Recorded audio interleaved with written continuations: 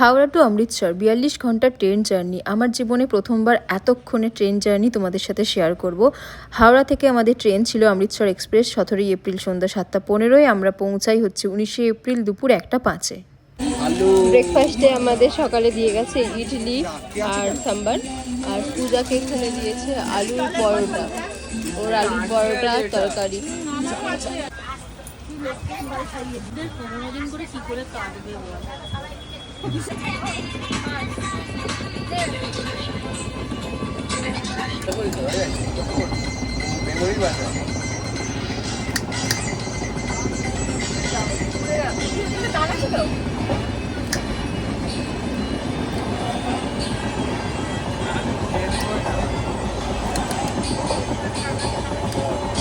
আঠেরোই এপ্রিল আমাদের লাঞ্চে ছিল ভাত, ডাল, এখানে একটা মিক্সড সবজির তরকারি ছিল, আর এক্সট্রা রাইস তো দিয়েই ছিল, ম্যাঙ্গো পিকল ছিল, আর ডিমের কারি ছিল যেটা খুব ঝাল ছিল।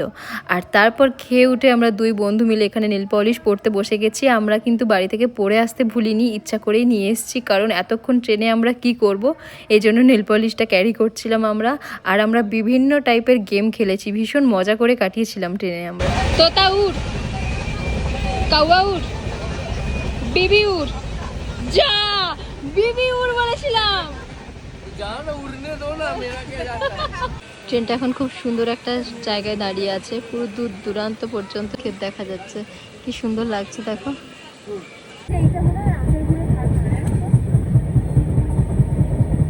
তো আজকে আমাদের ডিনারে আছে রুটি, সোয়াবিন আলুর তরকারি, ডাল, এখানে একটা ওই চাটনি মতন দিয়েছে, ওই আচার মতন, ম্যাঙ্গো পিকেল, আর এখানে আছে চানা মশলা। তো এটাই আমাদের আজকে ডিনার। সো চলো খেয়ে নিয়ে ঘুমিয়ে পড়ি। Good night. এখন প্রায় 10:40 মতন বাজে, আর আমাদের ট্রেনটা কাঠগড় থেকে বেরোচ্ছে। সেই সময় এত পরিমাণ ঝড় বৃষ্টি শুরু হয়ে গিয়েছে যে আমরা ঘুমিয়েও পড়েছিলাম, মানে শুয়ে পড়েছিলাম, আবার আমরা সবাই উঠে পড়েছি। দেখা কি পরিমাণ জল ঢুকে গেছে, আরও বেশি অনেক জল এসে গেছিলো, সবাই মিলে পরিষ্কার করা হয়েছে। আর বাইরে পুরো শিলাবৃষ্টি হচ্ছে, আওয়াজ পাচ্ছ, ভীষণ পরিমাণ বিদ্যুৎ চমকাচ্ছে। আর ট্রেনটা দাঁড়িয়ে আছে, বাট তাও দুলছে, নিচের সিটগুলো পুরো ভিজে গেছে। কুচকে চলে এসছে আমার কাছে, কারণ বসার জায়গা নেই। এখন এই অবস্থায় আমরা পুরো ফেসে গেছি। প্রাকৃতিক দুর্যোগের কারণে আমাদের ট্রেন প্রায় 4.5 ঘন্টা লেট করে, নয়তো অনেক সকালবেলায় আমরা অমৃতসরে পৌঁছে যেতাম। দুপুরে 1টা নাগাদ আমরা পৌঁছাই।